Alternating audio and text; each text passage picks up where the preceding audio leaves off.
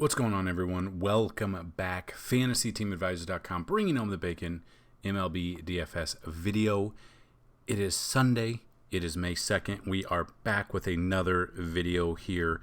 If you don't know what we do here, we're going to break down the pitching on this slate. So, out of all of the games on there, normally there should be 15 games. There should be 30 pitchers on the slate. I kind of looked over it a little bit. And we don't have all the pitchers yet, and I don't know when they'll be made available. So we're going to break down all the pitchers that we currently have. And if you want, so out of all of these pitchers we have, if you want to see the ones we like the most, if you click the link down below in the description of this video, that is this article. And if you missed our last video, I did say if our articles and our videos and they're not getting views, or if they don't start getting more views, or if we don't get more participation in like the videos and our Discord channel, which you can find the link down below, I'm thinking about taking a break from daily and just kind of taking a breather over the summer and coming back strong with NFL. But we'll see.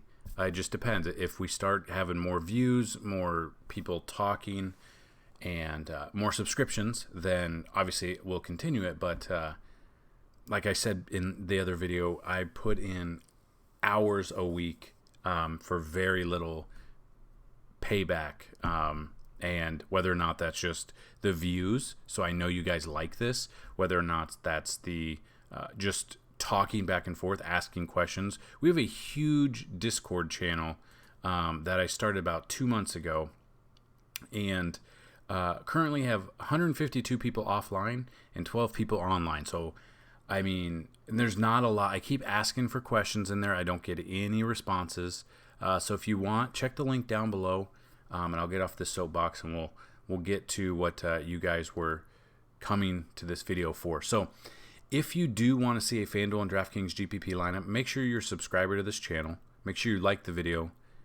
And if this video gets 30 likes before first pitch, we will throw out a Fanduel and DraftKings lineup down below in the comment section. I'll pin it down there. So definitely check that out.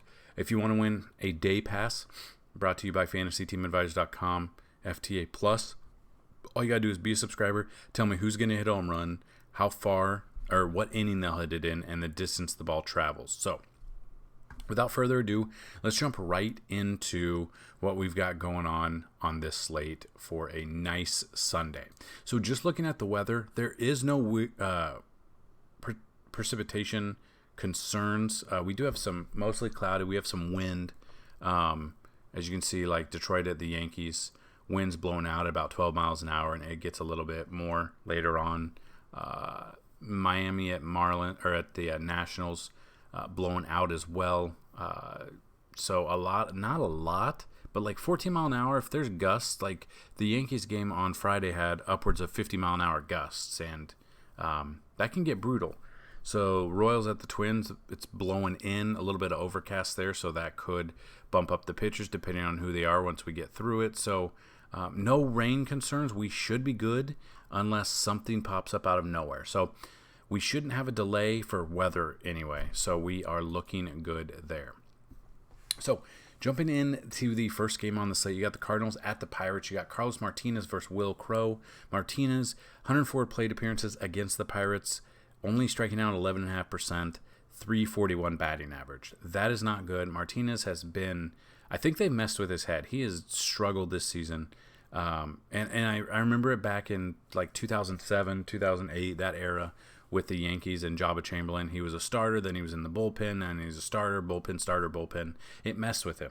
He was never the same as his dominant self when he first came up. Carlos Martinez used to be dominant, and I mean, he's gotten lit up this season. So looking at the Pirates bats that would jump out if we are digging around there. So yeah, like Gregory Polanco sees him a ton. Gregory Polanco, 14 for 29, 4 doubles, a triple, a home run, only 3 Ks, batting .483. That is a majority of the numbers there. Todd Frazier, not the best, but he does have the plate appearances. Adam Frazier is 5 for 14 with a double. So while there are not a lot of like home runs against him, the Pirates can hit home runs. I'm looking at Gregory Polanco here. Adam Frazier can go yard. Colin Moran can go yard. We know Jacob Stallings can go yard. So there's a lot of bats there. I don't think I'll have any exposure to Carlos Martinez. That's a fact. Maybe Will Crow for GBP. I don't know anything on him. I don't know if he's got a pitch count going or anything like that. So if he was on a leash, obviously you wouldn't want him. But for GPPs, for very cheap GPPs, if you're making multiple lineups here, he might not be the worst choice here. So just kind of looking at his 2021 stats, 4.2 innings, 3.86 ERA, a 9.64 K to 9. He's pitched 2 games. One was in the bullpen, and he got hit pretty hard by the Cubs. And then the next game, 4 innings against Minnesota, 2.25. So I don't know if he's going to be like an opener, but he could be a very cheap option if he's not an opener. Moving to the next game, Trevor Rogers versus Max Scherzer. Rogers has been dominant this season. I don't mind either of these pitchers. I think Rogers is your GPP pitcher, obviously, and Scherzer is your cash pitcher. 98 plate appearances against the Marlins, 22.4 K percentage. I know that that is just kind of looking at. I don't think you would go wrong either of these pitchers, one in cash, one in GPP, or you could even, like on DraftKings, you could have SP1, SP2. It really depends. It depends on how Vegas thinks this number is going to go, but I really like Scherzer in this one. Next game, the Tigers at the Yankees. Jose Urena versus Corey Kluber.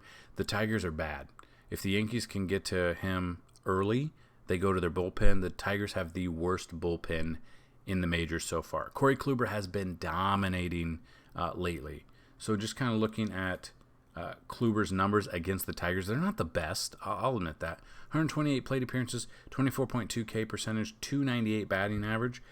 But he has been doing great. His stuff looks sharp.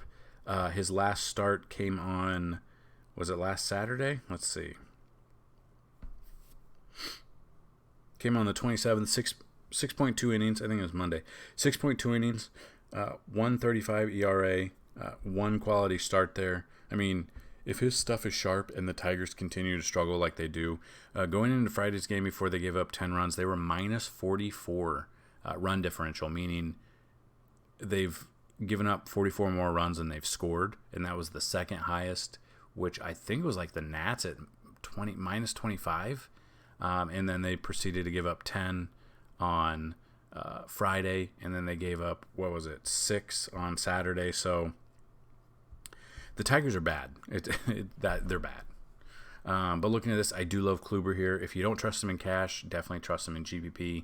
Looking at the Yankees bats, it really depends who's going to be out there. Stanton and Urshela sat on Saturday. I wouldn't be surprised if Gleyber Torres sits on this slate. So looking at that, definitely a Yankee stack though. Stanton's been on fire. Judge has been on fire when he's in there. Gio's still pretty cheap if he's in there. Mike Ford could be there. Rougned Odor seems to be getting hits all the time. Clint Frazier's coming on, so a lot of Yankees bats. If you are into stacking, you might be able to make a couple of Yankees stacks, just depending on what the lineup's going to be out there. So definitely check that out when you're building. I do not trust Urena. I do not trust anyone on the Tigers. Next one, Atlanta Braves at Toronto Blue Jays. Ian Anderson versus to be announced. This is TD Ballpark in Florida because, as you know, or maybe you don't know, the Blue Jays are not allowed in Toronto until they can figure out this whole COVID thing. So it's basically a single A ballpark, I think. Let's see what it is. I just want to double check. Let's see.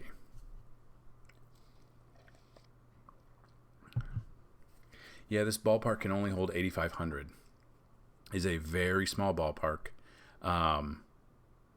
And the balls are flying out of there. It's hard to take a pitcher. We don't know who the Blue Jays are obviously going to throw out there. Don't know if it's going to be a bullpen game. Ian Anderson, I have trust issues with him. We've used him a couple times. He's done good once. He's gotten lit up, and then tried to use him again, and it was so-so.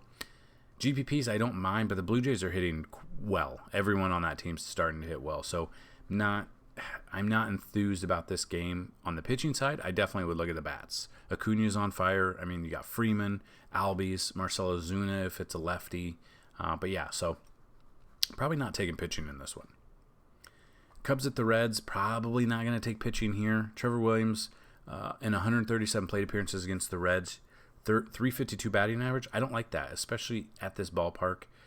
Tyler Mahle, though, I mean, GPP, I don't mind because the Cubs have been very up and down. 122 plate appearances, a 173 batting average, and striking out almost 25% of the batters he's faced. I don't mind him. Then you got Amir Garrett, who I don't know. If you guys know, let me know down below. But if you did see, so Amir Garrett struck out Anthony Rizzo. I didn't see Rizzo say a word. He was walking back to the dugout. Garrett was like talking shit for no reason, pumping his fist, and the bench is cleared. And to be completely fair, yeah, Amir Garrett can fight. We know this. But he talks a lot of shit for a guy who has an 11.25 ERA in that game. For this season, 11.25. Like, okay, I don't understand if there's a backstory to that, but he's going to have fun. I mean, I get talking, but, like, you can't have a double-digit ERA. You just can't. Like, that's not good. I hope he knows that. I hope he's okay. He needs some help. I don't mind Mahle here for GPP. I doubt I'll have any Trevor Williams here. Next game, the Astros at the Tampa Bay Rays. You got Christian Javier versus Rich Hill. Javier, 11 plate appearances, 200 batting average. It's really hard to take a pitcher against either of these teams. I probably won't. Rich Hill, 43 plate appearances, a 167 batting average, striking out 30.2% of the batters he's faced. That's kind of high. You could maybe try to get away with Rich Hill, but again, the righties for Houston, they're not bad, and they could easily get away with dominating Rich Hill in this game. Royals at the Twins is the next one. Brad Keller versus Jose Barrios. Of course we stacked the Twins against Danny Duffy, and they couldn't do anything against him. Then you got Brad Keller here, 57 plate appearance, 204 batting average. I don't know what's going on with the Twins. They are bad right now. Like, terrible. Like, awful. You got Jose Barrios out of 210 plate appearances here, 311 batting average. Last year, if you'd asked me, I would have said Barrios against the Royals, lock him in. I don't know. His numbers aren't good. The Royals have been hitting. I would like this a little bit better if it was in Kansas City. GPP-wise, I don't mind either of these pitchers. But as of right now, with 210 plate appearances and still going up a 300 batting average, it's hard to want to look at him. So just kind of digging in, what players for the Royals have dominated Barrios? Carlos Santana, 6 for 20, double, triple, home run. Whit Merrifield, of course, batting .359, 14 for 39, 4 doubles, a triple, a home run, only 2 Ks. He's also a home run threat and a steals threat. I mean, Salvador Perez seems like he's hitting a home run every single game. 6 for 28 with 3 doubles. Ryan O'Hearn, 6 for 14, 2 doubles, 2 home runs. So 4 of his 6 hits are extra base hits, 2 of them being home runs. So to be honest, I can't believe I'm saying it, but a Royal stack against Barrios might go under-owned. Might go under-owned for sure. Again, can't believe I said that. Next game, Indians at the White Sox. You got Zach Plesac versus Lucas Giolito. Plesac, 96 plate appearances against the White Sox, 27.1 K percentage, 293 batting average. Then we've got Lucas Giolito here, 106 plate appearances, a 202 batting average, and striking out almost 25% of the batters he's faced. Definitely would go Gio here. Love me some Luke Gio against a bad Indians team and facing them at home at Guaranteed Rate Field. Next game, Dodgers at the Brewers. You got Julio Urias versus to be announced. I like Urias here. We had Dustin May in our optimal lineup yesterday, and of course he left hurt. I haven't seen the news. It didn't look good. He threw a pitch, and then he didn't hold his arm, but it looked like it might be his arm. And just awaiting news there. Urias, if he can get it, 5 or 6 innings, 5 or 6 Ks, probably pay off his price at American Family Field. These names are stupid for baseball. I don't know who. It's probably going to be a bullpen. It's probably going to be someone we don't know. So we're waiting on news for the Brewers. Red Sox at the Rangers. Garrett Richards versus Mike Foltynewicz. Richards, 25 plate appearances, a 182 batting average here. The Rangers are at home. It's a Globe Life Field. It's a dome. They can move it if they want. If it's hot and humid, the ball flies out of there. We kind of saw that yesterday. But looking at Fulte here, coming in 1-3 record, 4.61 ERA, only struck out 26 batters all season.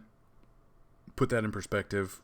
Jacob deGrom struck out 15 back-to-back games a couple weeks ago. So the thing is, though, Fulte against the Angels, which they're a pretty good hitting team when they're on, 5.1 innings, gave up 8 hits, 4 Ks, but got 31 fantasy points on Fanduel. Same thing, Angels, the start before that, 6 Ks there, had 31 fantasy points.